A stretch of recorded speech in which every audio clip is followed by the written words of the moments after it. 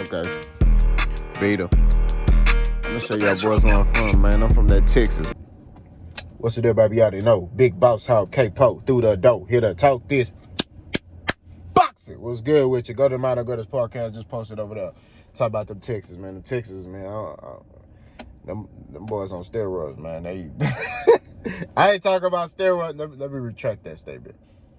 I mean they killing the game, bro. Like, they just doing unbelievable stuff. Like, stuff I can't believe that they doing.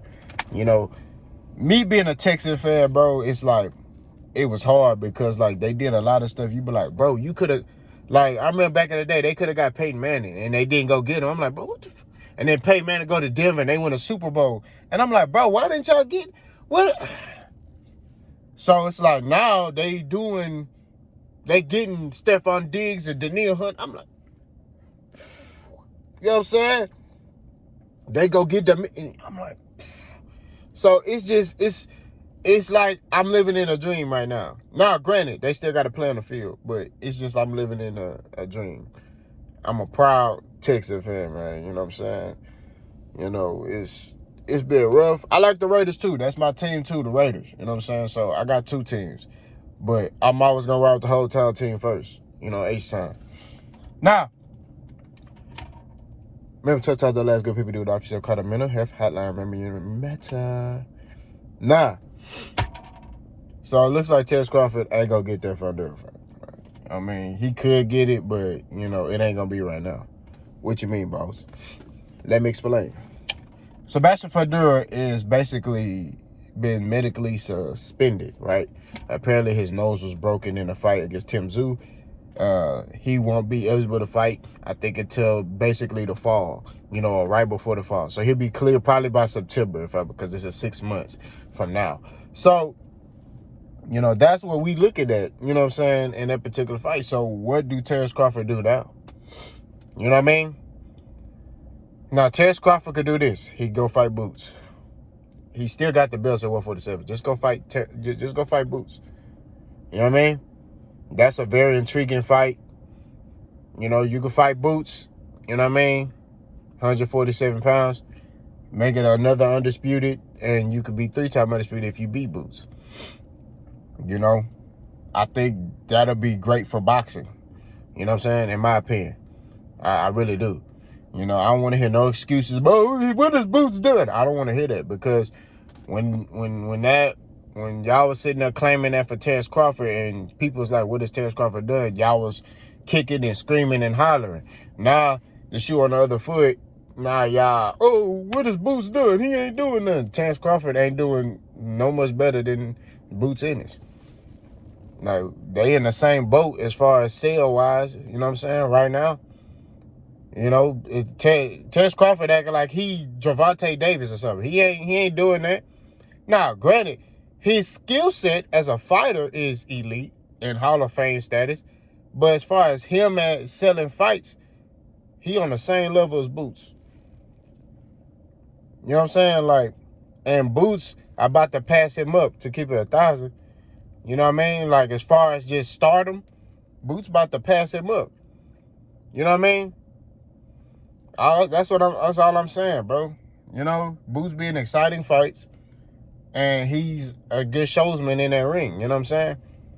So, I don't know. Crawford is stepping his game up. Now, when it comes down to,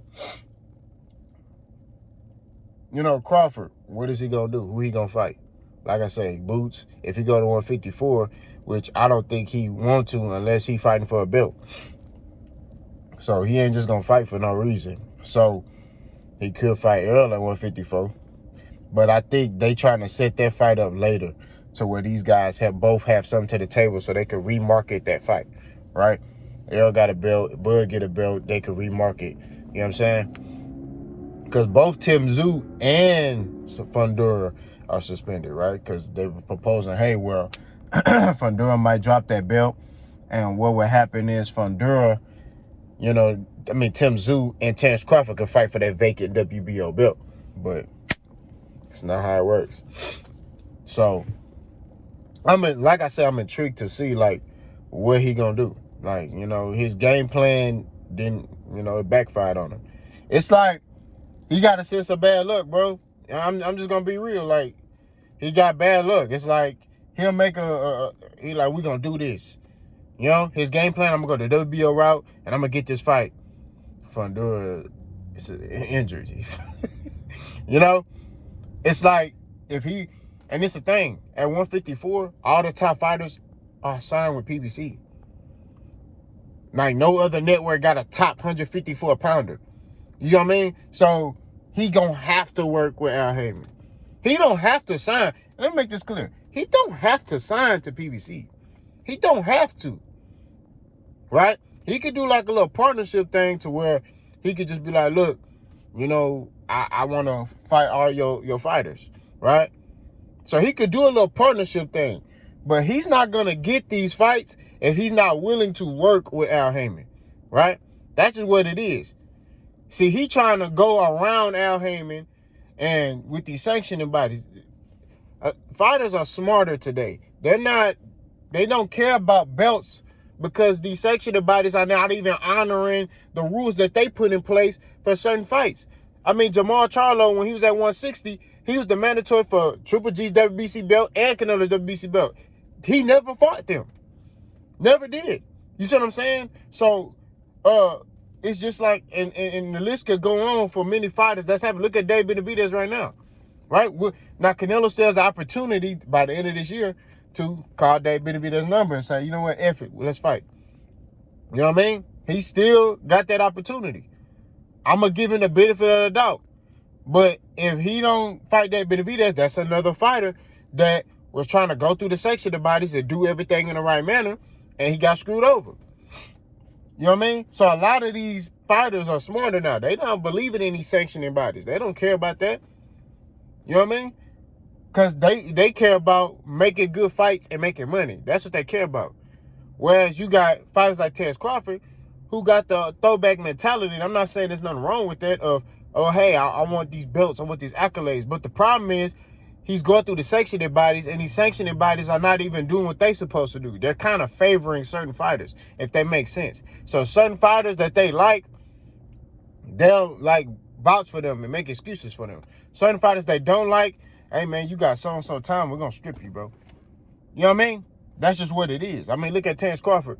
He's able to talk to the president, and then boom, now he was potentially finna get a fight with Tibzu or Fundora, which Fundora wanted to fight, so it would have been Fundora. But then he got bad luck. Fundora nose broke. So now he back to square one. What is he gonna do? What is he gonna do? You know what I mean? Now Errol wanted to fight the winner. You know what I mean? But it kind of plays in Errol Spence's hands because Errol Spence is coming off an injury. So, not granted, Errol Spence ain't fought since July. I don't think Errol should sit out that long and try to go fight a Sebastian Fundora. You know what I mean? That's my opinion. I think Errol need to get a fight in. So, like I said, he need to go fight somebody, a tune-up at 154. Brian Castano, I mean, that ain't really a tune-up, but that's a tough fight. That's a respectable name. Or Brian Mendoza, you know what I'm saying? Somebody at 154 that's competitive, you know what I'm saying, that you could fight.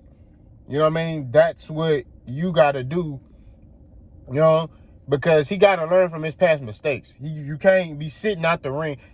And truthfully, I think the reason why he lost to Crawford was inactivity and a poor game plan. That's what I think, in my opinion, why he lost to Crawford. Inactivity, poor game plan. Of course, he had injuries that he never got. But, I'm not even going to use that. But I'm going to say he had injuries that he didn't, you know what I mean? And what I mean is you going through these training camps and you fighting these fights, and you're not completely healing yourself because you're just trying to get back to it because you just want to be back in the mix. Happens. You know what I'm saying? You got to make sure you're completely healthy in this boxing game. You know what I'm saying? But for me, the main things, inactivity and a poor game plan. That's the reason why he lost that Crawford fight, right? I know the but ain't nothing he could do. Crawford just skillfully better. Man, styles make fights. You know what I'm saying? Adrian Broner was better than Marcus Maidana, and Marcus Maidana beat the brakes off it.